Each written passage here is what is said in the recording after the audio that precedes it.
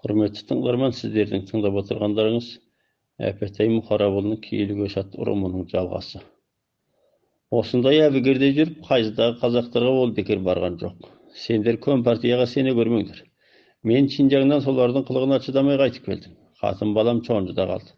Бұлар Қызыл партия, біздің пайғамбарымыздың ақ туына қарсы. Бұлар мұсылман дінін жасатпайды. Бұлардың жиып алғаны қара сирақ кедейлер, бай болғандардың езуін тіледі. Бейшәлі толып жатқан өсек айтып, ел көңілін онан ары шайлықтырды. Кезегінің асты қызыл үкімет болса, Дұңқаңды меңзейді.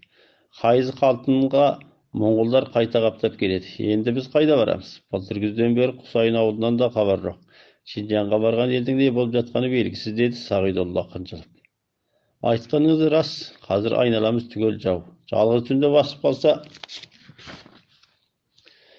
үнімізді шығармай бауыздай салады. Сіздер мына панасыз мидай жазықта отырмаңыздар, көшіп біздің қасымызға барыңыздар. Бізде 40-50 әскер бар. Енді бір жағынан мен Болбырамен Ымыраға келіп, әскери күшіміз қосылатын болды. Бұған сіздер қосылсаңыздар, күшіміз тағы да молаяды. Кейінгісті кейін көре жатармыз. Бейшәлі көп сөйлеп кетті. Сағидолла қатарын ауыл үлкендерінде иландырып жіберді. Осыдан көп өтпей, яғни 1950 жылы сәуірдің басында Қайыздағы Сағидоллаға қарасты 40 түтін көшіп, Бейшәлімен қанаттас Табаты, Шубаты жайлауында Кәбенге қарасы 20-дай түтін қайта көшіп, Құсайынға баратынын айтып, Қайызда қалды. Сағидолла Мұхамедхан ауылының бөктерге келгенінен хабар тапқан Дұңқан үкіметі тағы Ләтіп пен Дүнген Ли Уәншаңды бөктердегі елге қызметке жіберді. Бұлар қазақтарға да, Бейшәліға да қайталап үгіт айтып, уәкіл жіберіп, район құру үшін тағы да ақылдасуды өтінді. Бірақ Бейшәлі мен Тейусайдың теріс үгіті де олардан кем болмады.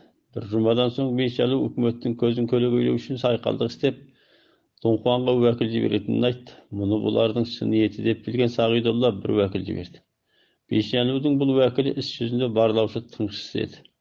Бұл сайқалдықты бастабында сезген Ләтіп, Ли Уәншаңдар үкімет басшыларына өз ойларын жеткізді.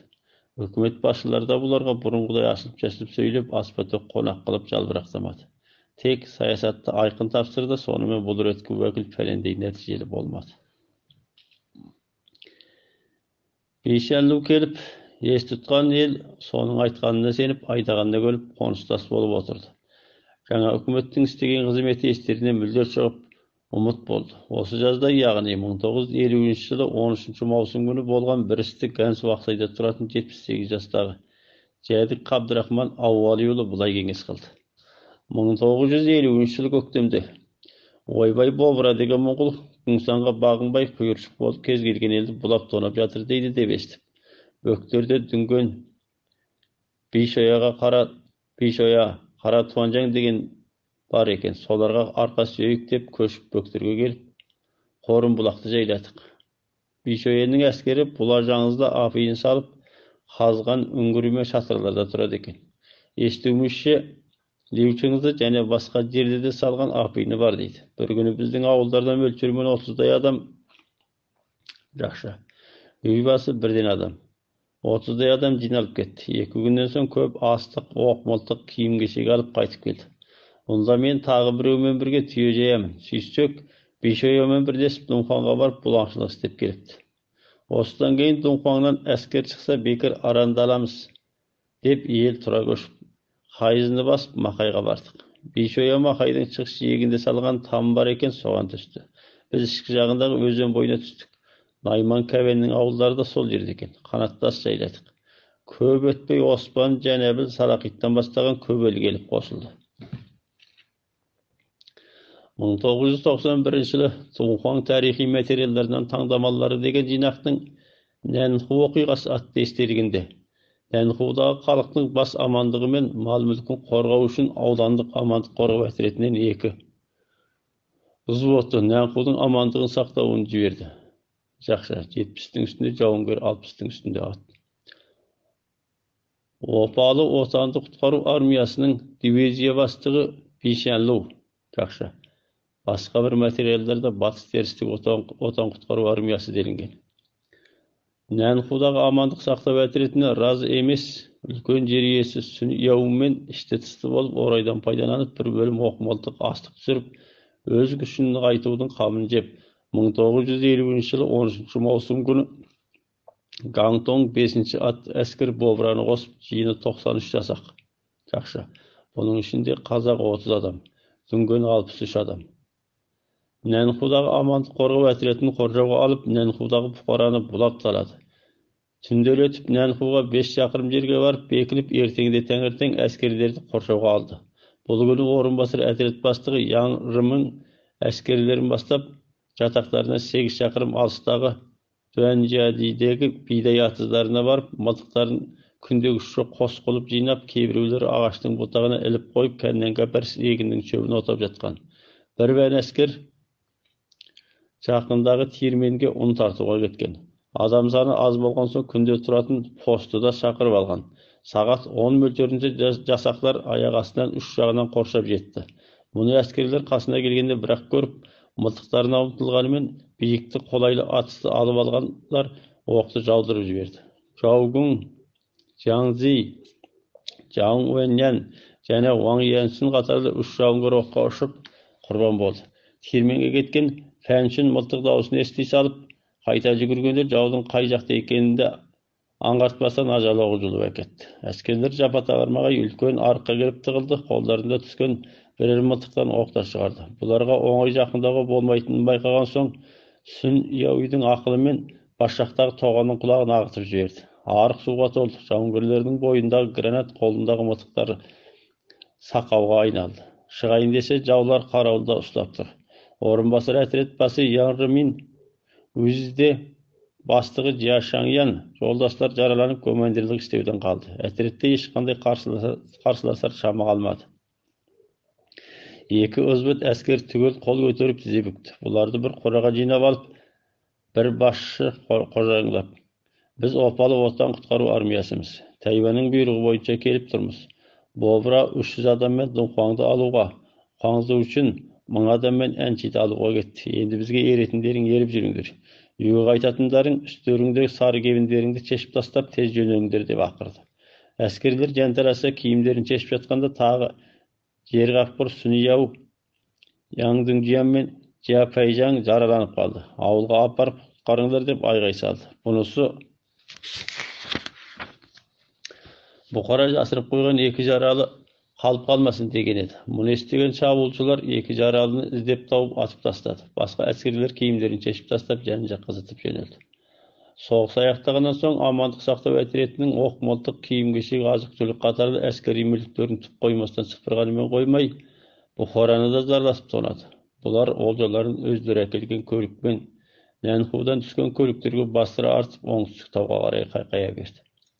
Бұл реткі уақиғада амандық қорғау әтіретінің Нәнхудағы тұратын екі ұзбыт әскері шабуылға ұшырап тарап кетті. 7 жолдас құрбан болып, 4 жолдас жараланды. Бұдан тыс армиямыздың шығыны бір атар мылтық 36 тал, жеңіл пулемет 2, 60 мм зеңбірек, автомат 2, Лянжаң 1 әскери ат 64, бір атар мылтық оғы 1800 тал, пулемет оғы 700 тал, автомат оғы 1800 тал, зеңбірек оғы 24 тал, қол гранат 200 тал, мылтыққа жалғап ататын гранат 21 тал, тағы көрпе жастық киім-кешек, ақша, астық, маңызды материалдар түгел қолды болып кетті.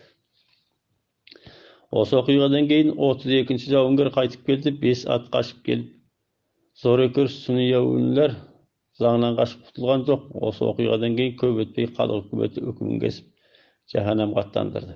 Бейшоямен бұл реткі олжадан қазақтарға аздап астық, оқ, бірнеше тал мылтық болды. Басқасын түгелімен өзі басып қалды. Қорқатының бар, қос дүниеге тонайсың дегендей, бейбіт жатқан елге соқтықса да Бейшанлу да қазақтарда да азаттық армия қуып келіп қалады деп қатты шошыды. 2 күн көліктерін құрап алды да қайызды басып Мақайға тартты. Бейшанлу бірнеше жерге еккен апиын Дунхуаңнан келген дихандарға таратып кетті. Сонымен Алтынтау сағасында азаттықтың ұшқыны осылай қаудап барып қайта көшті. Қанамбардағы Сағидолланың ауылының 1949 жылдың күзінде Шинжаңға көше алмай қалуына бір қанша себептер болды. Birinчиден, Дунхуанга барган базарчылар ички жакта үлкөн согуш болуп, Компартиянын әскерин кынадай кырып, батышка тартып келет экен.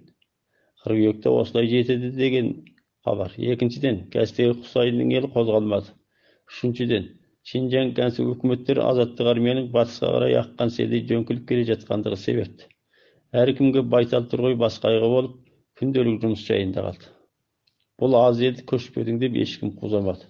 Төртүнчүдөн, ал 1949-жылы 1950-жылдың өл арасына келгенде Мәкинанның Бейшоянын үгүттү баштысы болса, Қалибек елінің қашып келуі бұл жақтағы елдің ендігі ары Шинжаңға баспауына себепчи болды. Қалибектің елі Қаскөлүндө. Қалибек Райымбекұлы бастап шығысқа қаша көшкен ел 1948-жылы көктемде алып Тәңіртаудың теріскейінен күн бетіне асып түсіп, Қарашәрі көлөмүнө қарайтын үш тасырқай үсті өзендерін жайлап 1949-жылы Қарашаның орта шенінен бастап шығысқа көшіп, 23 желтоқсанда Күкілік тауы бөктеріндегі тас жолды кесіп өтті. Күнші өзенін бойлап Лопнұр көліне қарай өдіре тартып, соңында өзеннен қырылып жойып зорға өтіп, Лоптың тұзғағында 5 күн шұбырып, мал мен адам тұтасымен қырылуға таяғанда, қақтың шығысындағы Сорбастауға жетіп жан шақырды. Осы қақта елден бөлініп адасып кеткендер көп болды. Шөлден адам мен малдан да көп шығын болды. Ұсақ мал негізінен қақта қалды. Қалибектің жалғыз ағасы Әділбек түндегі көштен адасып қақта қалды. Ел Сорбастауға жиналып, ес жиған соң Қалибек Сәбәділ, Мұхамеджанұлы, Зейнұлы, Райысұлы қатарлы жамағайын туыстарын түйеге мұз артып беріп, кейін аттандырды. Өлгендердің бетін жасырып, тірілері болса құтқарып келуге жіберді. Сәбәділдер кейін 2 күн жүріп, Лопнұрдың шөлінде қалай жүрерін біле алмай тұрған жүздің үстіндегі түтінге жолығып, бұл елді алдыңғы ел Қаскөліне жеткеннен кейін артынан көш ізімен бастап келді. Осы соңғы елдің ішінде жол çalуға кеткен Адамбай Арықбайұлы, Ойғыр Емін Дамолла бар еді. Бұлар көштен озып, Күнші өзен бойлап жүре беріп, Лопнұр көліне дейін барып, өзеннен өту мүмкіншілігі жоқ екен деп қайтады. Ал соңында келе жатқан ел Күнші өзеннен тәуекелдеп өтіп шығысқа тартқан. Бірақ Тұзғақта малдың ізі түспейтін еді. Қалибек Райымбекұлы Абақ Керей, Жәнтекейдің Барқы руының Бөгенбай атасынан. Олар Барқы ішінде Қожалақтың 6 ұлы атанып өскен елдің ұрпағы. Райымбектен Әділбек, Қалибек, Ілияс ұшыл. Әділбек Лопнұрдың Тұзғағында адасып із доссыз кетті. Ілияс Көкілік тауынан Қаратауға қайта көшкен Көбелмен бірге көшіп, атамекені Манас Сауан жеріне кетті. Әсілі 1948 жылы Қарашәрі жеріне келген 700-дің үстінде түтін еді. Лопнұрдан өтіп Қаскөліне 200-ге таяу ғана түтін жетті. Басқа бір бөлімі Қаратауға, Ерен Қабырғаға қайта көшіп кетті, бір бөлімі Қарашәрі жер мекендеп қалды.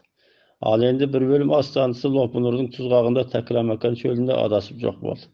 Қалибек ескіше сауатты, дінқор, сезімтал, аса ұлтшыл адам. 3 аймақтан көрсінен бұрын Манас Сауан 2 аудандағы қазақтарға район бастығы болған. 3 аймақтан көрсі кезінде Сауан Манас аудандары көлеміндегі қазақтарды ұйымдастырып, 3 аймақ армиясымен тығыз сәйкес тау ішінде партизандық соғыс жүргізіп, Гоминдан армиясының басқа Ілеге қарай ілгерілеуіне пәрменді тосқындық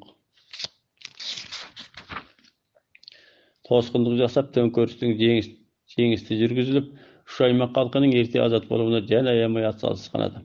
3 аймақ үкіметі құрылғаннан кейін Қалибекті Сауан ауданының әкімі етіп тағайындады. Қалибек осы қысқа уақыт ішінде мектеп ашып, бала оқыту, өндірісті дамыту, халықтың амандығын сақтау жақтарында қыруар шаруа істеп, халықтың алқауына ие болды. Осының әсерінен 1947 жылы тамыз айында Қалибек 3 аймақ төңкерісіне қарсы көтеріліс бастаған кезде ілескен адамдар көп болды. Қалибектің 3 аймақ төңкерісінен бет бұрудағы себептері сол кезде 14 жастағы Қасен Өралтай Қалибекұлы елі майлап өткен өмір атты естелік романында бұлай әңгімелеген. 66-67 бетінде.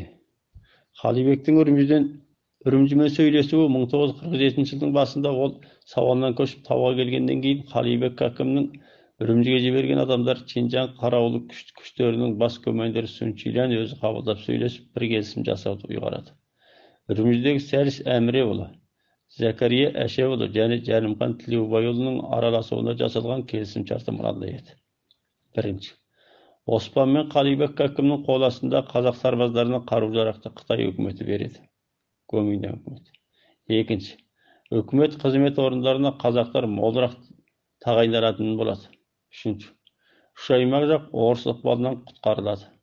Осылайша келіскенден кейін 1947 жылдың тамыз айында Чинжаңдағы Гоминдан қарулы күштері бас қолбасшысының орынбасары Шүржужан мен Чинжаңның қаражат министрі Жәнімхан Тілеубайұлы Манас өзенінің шығыс жағындағы Шывар айғыр Нұрбек қажының Сорғұдықтағы ауылына келеді. Манас өзенінің батыс жағындағы, яғни бұрынғы шығыс Түркістан жұмхарияты сол кездегі үш аймақ үкіметі қарауындағы Қызыл өзенде тұрған Қалибек Кәкіммен бетпе-бет сөйлесті. Осы кездесуден кейін Қытайлар Гоминдан Чинжаң әскери районын меңзейді. Қытайлар бірқатар қару-жарақ берді. Қызыл өзеннен Өртінкенің елі сол мылтықтарды үлестіріп алып, жасақтарын сайлағаннан кейін екі жағы бір күнде кенеттен шабуылға өтуді жоспарлады. Сарбаздардың екі шебінде қарулы күресті бастаудан бұрын соғысқа шығатын жігіттер жинап, әртүрлі рәсмияттер өткізілді. Қызыл өзеннің батыс жақ қабағында Ожаубайдың ұлы Ысқақтың Бөктердегі ауылында өткізілген рәсімге мен де барғанмын. Ол кезде мен 14 жаста едім. Қарулы жігіттер Ысқақтың ауылына жан-жақтан құйылып келе бастады. Сиыр түс кезінде Қалибек Кәкім, Арыстанбек молла және елдің барлық атқамінер кісілер сонда келді.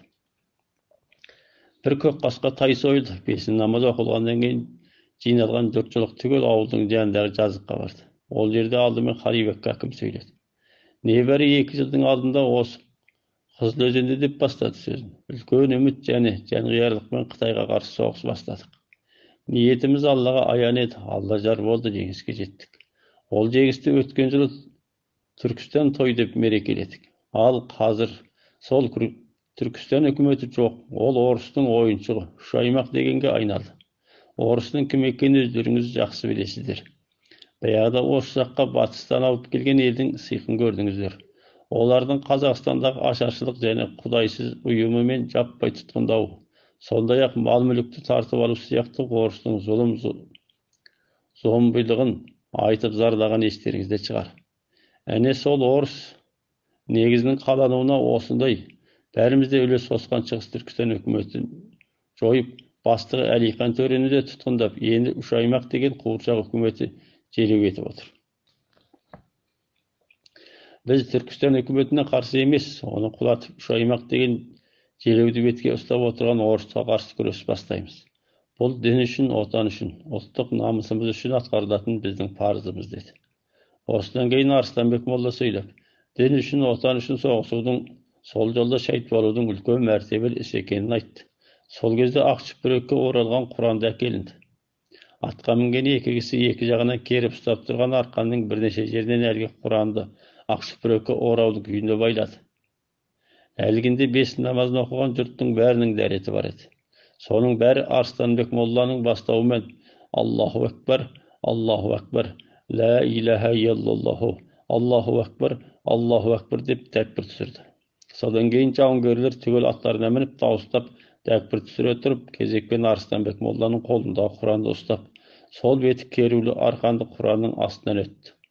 Бұл рәсімет біткеннен кейін жауынгерлердің бәріне бірдей жаназа намаз оқылды. Бұл менің тірі адамға жаназа намазының оқылғанын бірінші рет көруім еді.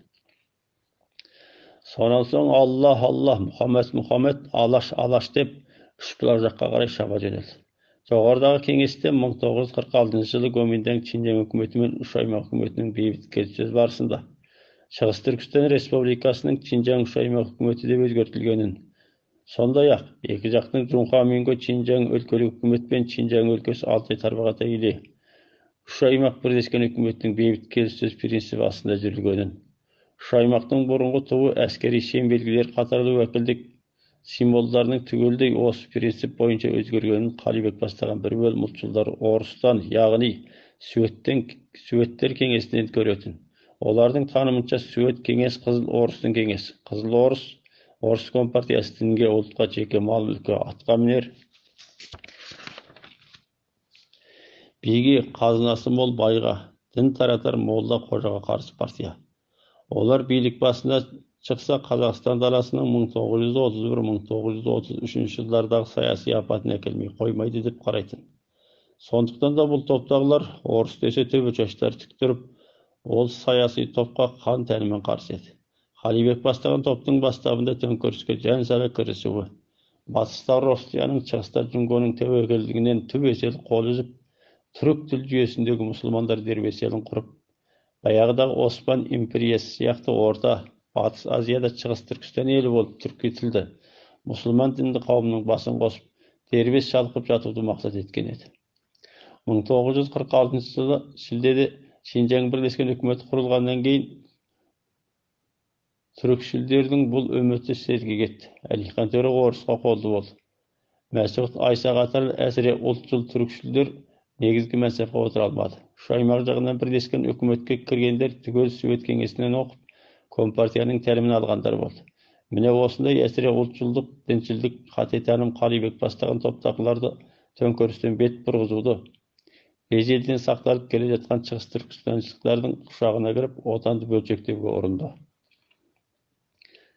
Алайда Қалибек тобының көлемді қарулы күрес қозғауына сол кездегі Шинжаң үкіметі мен әскери басшылық штабындағы Сұң Чилян қатарлылар мен қазақ атамандарынан Жәнімхан Сәліс қатарлы жеңілісіне бойыншыл болмаған мәнсаптылардың Қалибектің ой түкпірін біле тұрса да, саяси жақтан үрлеп, рухани жақтан демеп, қару-жарақ, заттық жақтан қыруар көмек бергенінен болды. Қалибек Кастегі Құсайын еліне келгеннен кейін Құсайын қамдар бас болып, үй басынан мал жинап ерулік берді. Ауылдар үйір айқас болып араласып қалды. Қалибекпен бірге келген наймандар Құсайын тәжіні жағаттап, көп санысы солай бейімделді.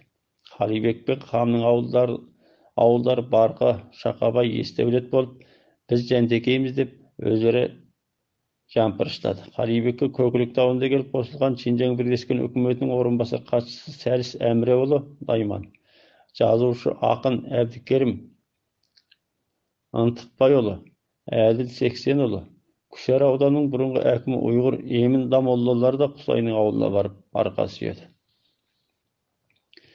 Кәнсу Ақсай ауданында тұратын 87 жастағы Айбек Мұсаұлы, Шыңқай өлкесі Мақай ауылында тұратын 71 жастағы Мұрын Найман, Әсен Мүстәпәұлы қатарлы кәрілер сол кездегі жағдайды былай кеңес қылды. Екі ел қосылғаннан кейін Гәстің аралы мен Қызылтаста біраз уақыт қанаттас отырдық. Қалибектің елінде сауатты азаматтар көп көрінді. Тіпті Әбдікәрім Сәліс сияқты оқымыстылар да бар екен. Бұлар ауыз ашса, жалпы Қытайды, тіпті дүниені шарпып сөйледі. Сонда көбінде Қызыл Орыс пен Қызыл Қытай бірлесіп дінді, ұлтты жойып, мал-мүлік, байлықты мемлекетке қаратып, бай мен биді құртпақ. Бұл жолды бастаған орыс. Бұлар билік алған жерде мұсылмандар жасамайды деп, осы Компартияны жамандап сөйлейді. Ал киген киімдеріне үлкен фарқ бар. Қалибектің елі көбінде тік иық, шолақ шапан, шолақ ішік, ауы тарсым киіп, бастарына жеңіл құлақшын киеді.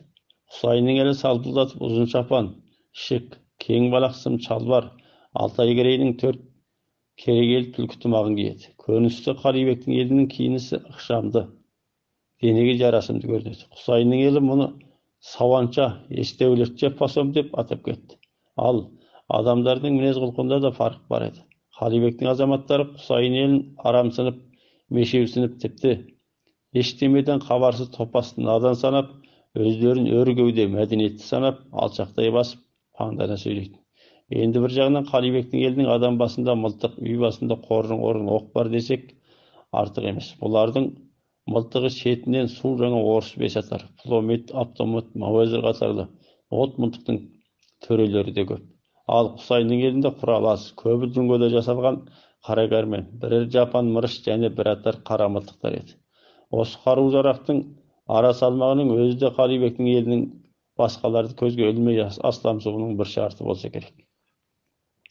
Енді бір жағынан Қалибек Құсайынның елінің берген ерулігіне де разы болмады. Шынара жігіттер тұрғын елге қыр көрсеткен кездері де болды. Осындай түрлі себептерден 1950 жылы Құсайын көшіп барып, Есек Батқанды жайлады. Қамның ауылы шығысқа тарта көшіп, Тәжінорды жайлады. Қалибектің ауылы Газ Қызылтас ататқан өңірлерін жайлады. Осы кезде бір ахуалды Қасен Қалибекұлы Елім айлап өткен өмір деген еңбегінің 129 бетінде былай дейді. Гәс елінің Гәс көлінде аялдауының екі түрлі басты себебі бар.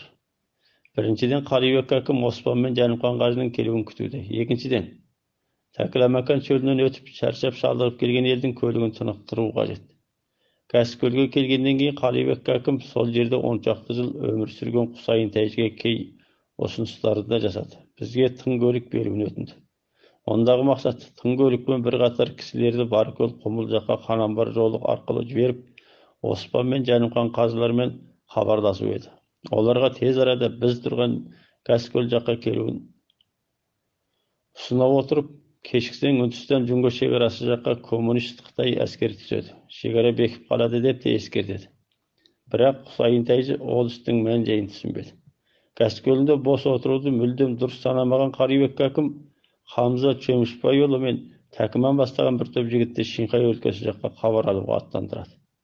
Хайнаш Мұхамеджанұлы мен Зейнолла Раисұлы бастаған жігіттер Қанамбар Дұңқуаң жаққа хабар алуға, Нұрмұхамед Атанбайұлы, Нұрсапа Мергенбайұлы және басқаларды ішінде бір топты оңтүстік Шинжаң, Чаршен шаһары жаққа жібереді. Қалибек міне сөйтіп жан-жаққа адам жіберіп, төңірегіндегі елден аз да болса хабар тауып тұрды. Демек, Шақырық Шаршен жаққа кеткендер сол жақта жасырынып жүрген Мұхаммед Тұрды Қари деген ұйғырды ертіп келді. Ол кісі 1946 жылдың басында Іледегі Шығыс Түркістан мемлекеті үкіметінің бастығы Әлихан Төренің уәкілі ретінде Манас Сауанға келіп қайтқан. Сонда Қарибек әкіммен танысқанды. Ол кезде Әлихан Төренің хатшысы болып істейтін.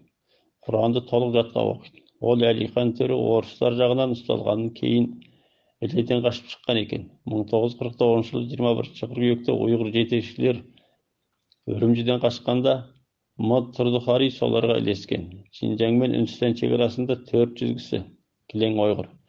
11 Қытай әскеріне қаруын тапсырып, қол қусырғанда Мұхаммед Тұрды Қари солардың ішінде болған. Ол Қалибек Гәскөліне келеді дегенде естіп, бізді паналап келіпті. Гәскөлге келгенде біздің негізгі азығымыз саналатын ұсақ малымыз жерге табылмайтын арық еді. Гәскөлдің жағасында құлан көп болады екен, оны жекелеп атпай, соғымға соятындай етіп қырып алудың әдісін қолдандық. Мергендерді бір жерге отырғызып қойып, қалың құланды солардың алдына қарай үркіттік. Сөйтіп біз күніне 100-ден аса құлан атып алдық. Ескерту.